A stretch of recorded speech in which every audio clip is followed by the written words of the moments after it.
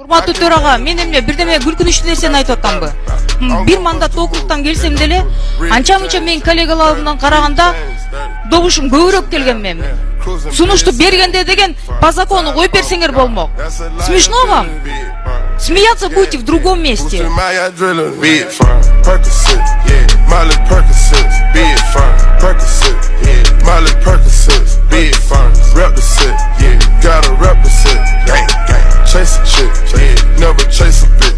Айтсаңыздар, веерный отключениялар азыр Кыргызстанда болуп жатабы, свет өчүп жатабы? Алмаз Акунжанович, сиз де отурасыз. Мен билгенде веерный отключениялар болгон жок. Болгон жок деп сиз элди алдабаңыз. Отключениялар болуп жатат да. Майнинг фермалар жабылды, жабылган жок. А бирок веерный отключение болуп жатканда, холодильниктер, бытовой техника күйүп кетип атканда, мамлекет тарабынан бир да холодильник эсебинен компенсация болгон жок. А биякта мыйзамда жазып атасыңар. Таштандыларды, жанакы бытовой отходдорду, ошолор менен жол жээгинде жылынабы, жада калса үйүн ичинде ошолордун эметеби, экологияга зыян тиет деп мүмкүн ошого тактап атасыңар. Ошолордун баарын штраф салабыз деп. Штрафтарыңар деген 5000ден 1 миллионго чейин. Биз аман калабызбы? Бизнестин жарымы камалып отурат. Ооба, аман калабыз. Калган штрафтар менен түйүнө жетейин деп атасыңарбы?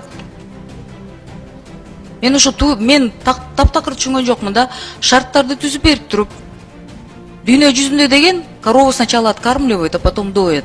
А у нас доят. Постковидный дүйнөдө деген азыр бизнестин баары уже кыйла, уже арыктактап бүтүп калды, сөөктөрүн да жемип атабыз да. Ошолорду карабайлыбы? Анан олчогон штрафтарды 500 000, 1 миллион деп коюп атасыңар. 1 миллионду ошол жанакы торговый центрлер болобу, кичи базарлар болобу, чоң базарлар болобу, аягында ошакта иштеп жаткан жөнөкөй жарандарга келет. Анын бардыгына эле малым иштеп жаткан. Кандай болуп калат ал жагы? Мен урматтуу коллегалардан суранат элем да, эми штрафтардап келип атабыз, кымбаттаган заманда деген улам олчойту 1 миллион 500 000 бизден өкмөт деген бул мамлекетти жарандарга шарт түзбөй эле бизнес өкмөт болуп калдыңар да. Силер бизнесмендерден деле ашып кеттиңер уже. Только штрафы. А люди молчат не потому, что они үнү жетпей атат. Корккондон эле унчукпай атат да.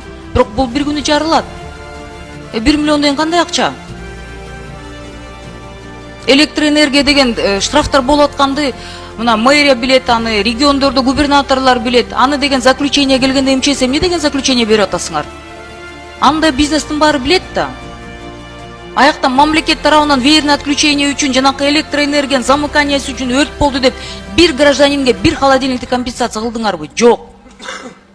Дүйнө жүзүндө ошол жарандардын баары өкмөттү сотко бермек. А коркутуп үркүтүп заключениялар жазбай жаткан үчүн МЧС тарабынан пожарниктерден заключениялар келбейт. Эл ошентип сотко бербейт. Билимдүү жарандардын баары түшүнүп атат да, ошону. Сиз да билесиз да, мен сизге каршы эмесмин, түшүнүп атам эмне кылып келип атасыздар. Бирок деген заман кымбаттап жатканда, мен коллегалардан суранат элем да, бул мыйзамды деген же артка кайрыш керек, же кагыш керек да. Аябай туура эмес болуп атат. Эртеси күнү могу парламенттин астында деген ишкерлердин баары келгенде биздин астыбызда келет. Кимге чыгып жооп бересиңер? МЧСтен биз уялып анан колдоп бердик деп. Эми токтотпойсуңарбы өкмөт? Саламатсыздарбы, урматтуу коллегалар?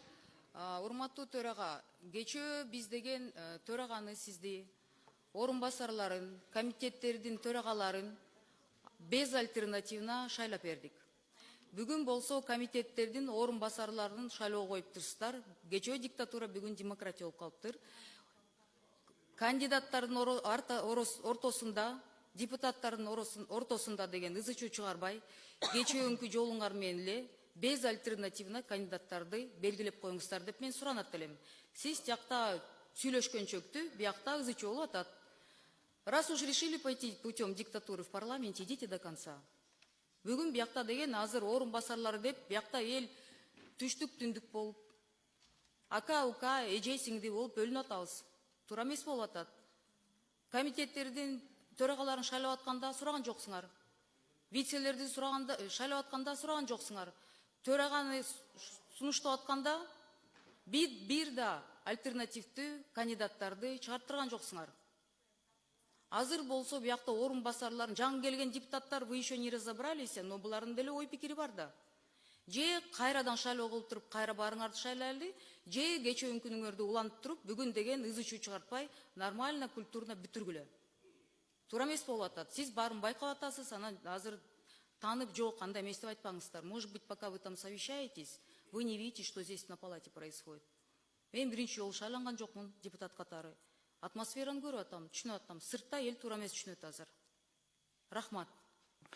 Рахмат, Элвира айым. Биринчиден, сиз акыркы чечим менен таанышкан жоксуз. Ал боюнча маалыматыңыз жок. Себеби анткени сиз бир фракциянын же депутаттык топтун мүчөсү эмессиз.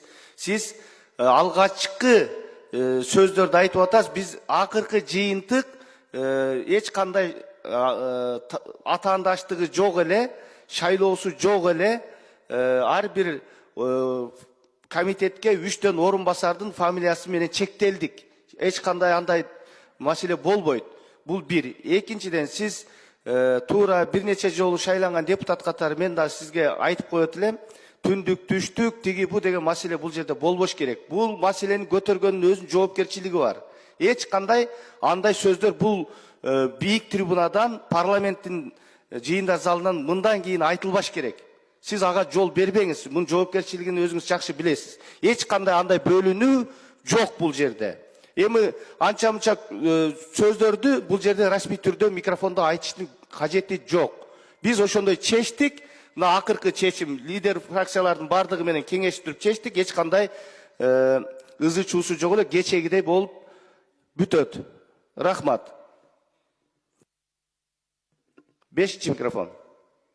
Төрага, мен сизди кесиптеш катары сыйлайм. Бирок мен сизден суранат элем. Бирибизге мындай комментарий берип атканда деле байкап сүйлөңүздөр. Мени коркутпаңыздар, биринчиден. Мен түшүнүп атам. Эң жогорку тепкичтин бийлигин бутаган бирөөсү сиз болуп атасыз азыр.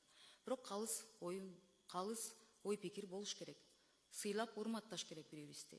Анан мен айткан сөздү биякта кээ бир депутаттардын может айтканга настроениясы жетпей жатабы, даремети жетпей жатабы, духу жетпей жатабы, менде андай бар. Мен ачык айткан депутатмын. Ачык айтатам сизге. Анан мени мажбурлап бул фракцияга же тигил фракцияга кир деп сиз мажбурлай албайсыз.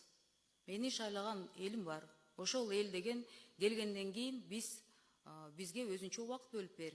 Ар дайым кабинетиң бош болуш керек. Биз каалаган убакытта келгенде, биз чалганда бош болуш керексиң деп мен ошого карата мүмкүн бирде топко аралашып кирген жокмун. Анан менин карыздарым жок.